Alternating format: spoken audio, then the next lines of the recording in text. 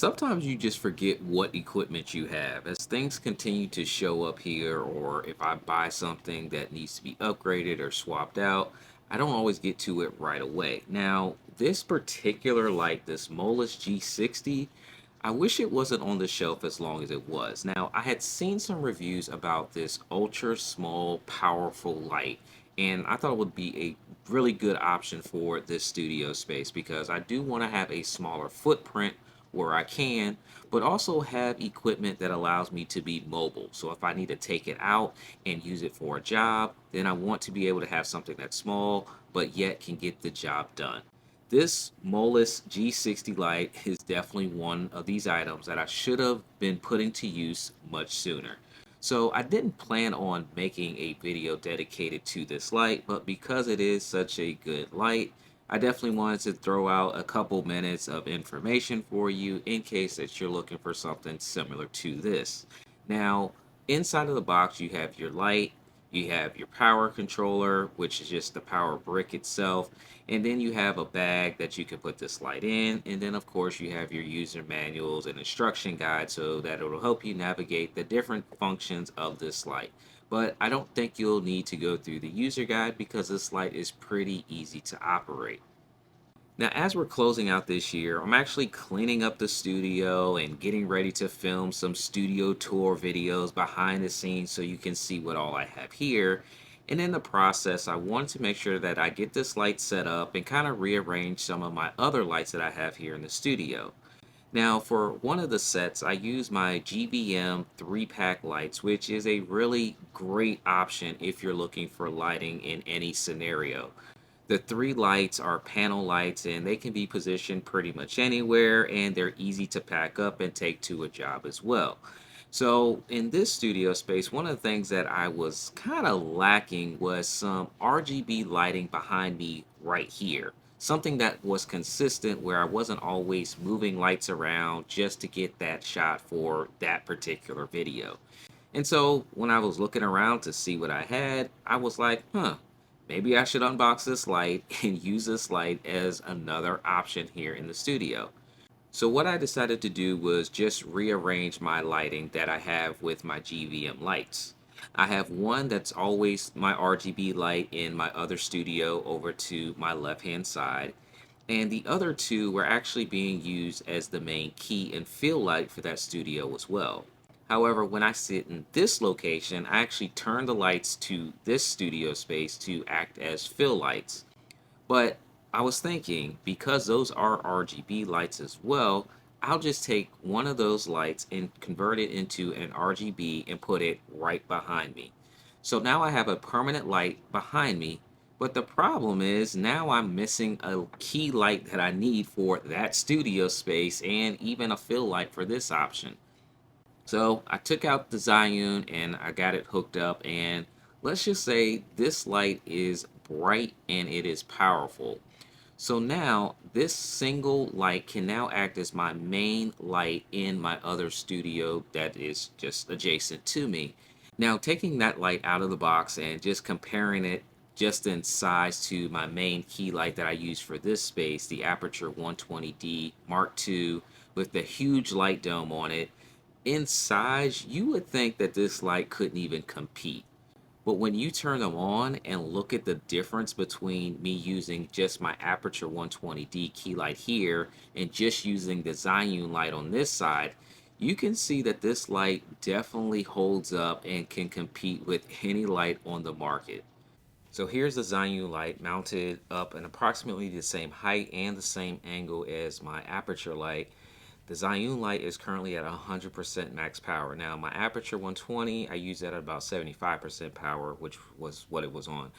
So I can definitely see and feel, if you will, like more light being here.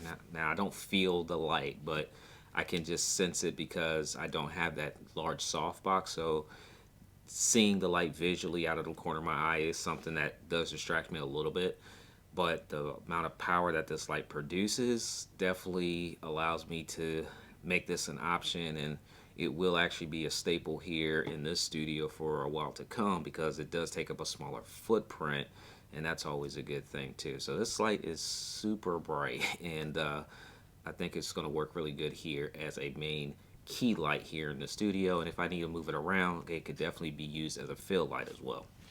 So when it comes to just the size of these lights, I could definitely lean toward using the G60 much more. And if I had the option to go back in time, then I probably wouldn't even need to have purchased the Aperture 120D for what I do. Now, don't get me wrong, the Aperture is a great light, and I will continue to use it for every setup right here in this studio.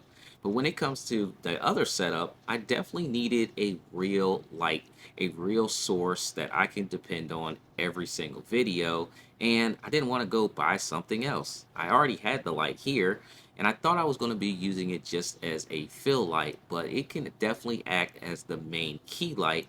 And now all my JVM lights can be RGB lights or just simply act as the fill light to just bring in some of that brightness in those dark shadow areas.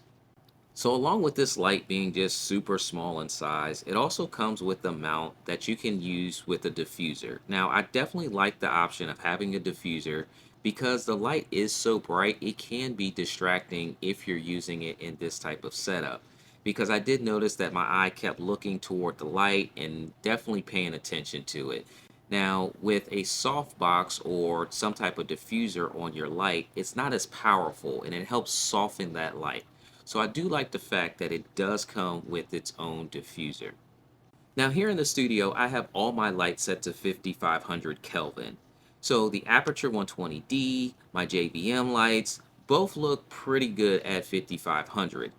Now, with the diffuser on this light, I did see a more amber color, more than I wanted.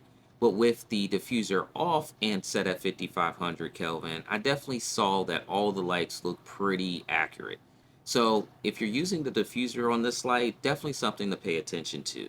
Now you can adjust the color temperature of the G60, which is an option that I can consider, but having the diffuser on it, it was probably the way I'm going to go forward because like I mentioned, the light is pretty bright and I don't want it to be a distraction when I'm actually live streaming and recording content. So as I was wrapping everything up and getting ready to record the Amazon influencer video, because I do Amazon influencer videos as well, so I'll link to that in the description, I realized that I had the diffuser on the wrong way. Now, once I flipped the diffuser around the correct way, I did notice that the light temperature matches much better. So that amber-ish temperature that it was giving with the diffuser on is definitely not there if you have the diffuser on turned the right way. So had to make sure that I jumped in and made that correction in this video. So back to the video. Now the physical design of this light is pretty unique and works pretty well for my use case. It does have a little knob on the side that allows you to twist it and unlock and then plug in your power adapter that came included with the light. By unlocking that little mechanism, you can then mount this light on a tripod, which is pretty convenient as well. Now, if you don't want to use the included power supply, you can also power this light by USB-C with the USB-C connection also on the side of the light.